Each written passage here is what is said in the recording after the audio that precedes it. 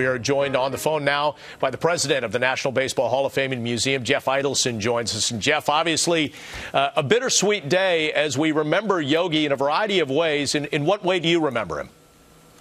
Well, you know, I remember him as a guy that, you know, pretty much every fan could relate to. He was so congenial and so self-effacing that the lure of him and everything he brought to the table as a player and with his malaprops and whatnot still made him very, very accessible because of how he treated people. And we saw that every time he came to Cooperstown for Hall of Fame weekend, Bob, where he was just mobbed by his fellow Hall of Famers, but also the fans who just so adored him.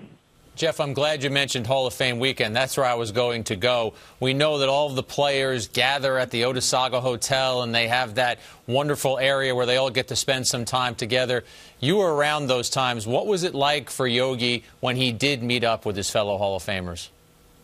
You know, there are Hall of Famers, and then there are guys that just seem to be magnets. And, you know, whether it was Ted Williams or Stan Musial or Yogi, those are the guys that they would gravitate to. And Yogi just had so many great stories, as you know, and Johnny Bench adored him. He'd always say to me, have you seen Yogi? Is he here yet? And a number of the other guys, as they would come into the Hall of Fame, always wanted to meet him. And he never disappointed. He always had something fun to say and was always just charming to be around. Yeah, Jeff, David Cohn here again. Thanks once again for coming on. You know, you've been on quite a run up there in Cooperstown. Some of the last couple of ceremonies up there and the inductees, record-breaking crowds. I know you're always kind of ahead of the curve in terms of whatever happens in baseball. Are you going to have any special celebration or arrangements up there in Cooperstown to honor Yogi?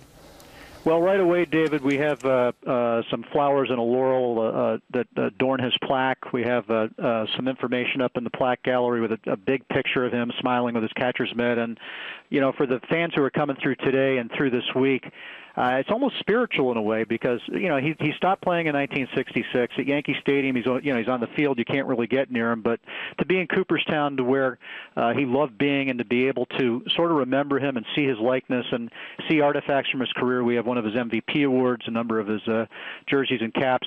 Gives fans a special feeling and attachment to him that probably can't take place anywhere else.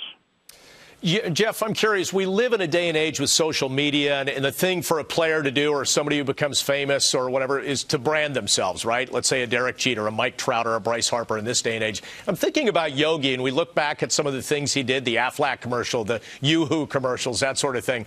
Was he like the first brand in terms of an athlete? He was up there, you know. He and Bob Feller both, I would say, would be the two guys I think of in that vein, Bob. And then, you know, more recently maybe a Cal Ripken, where these guys are a brand unto themselves. And, you know, it was definitely more calculated or sought after by guys like Feller, which there's nothing wrong with. But Yogi was just so endearing that, you know, brands came to him, whether it be Yoo-Hoo or Aflac or Orange Juice or you name it. They looked at him as the ultimate pitch man because he related to so many people, and that's how I remember him, as someone who was endearing to a very, very broad cross-section of people. Jeff, we've talked a lot on our show today about how he was a humble guy. He was this humble superstar and humble legend. He really didn't want all of the attention. In your conversations with him, did he ever have a wow moment about being in the Hall of Fame? I know he had been there a while by the time that you took over, but did he ever look around and say, man, this is pretty cool to be remembered like this?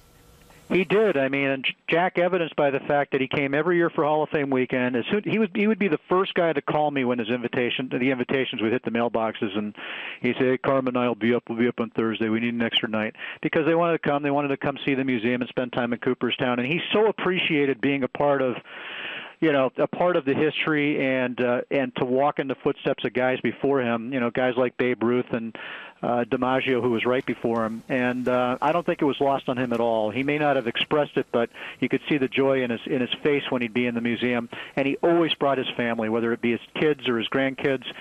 Very, very big family man, and we miss them all with his passing. Well, you have a nice monument at the Hall of Fame, and the Hall of Fame has tweeted it out from Cooperstown about Yogi Berra, his plaque with flowers on it.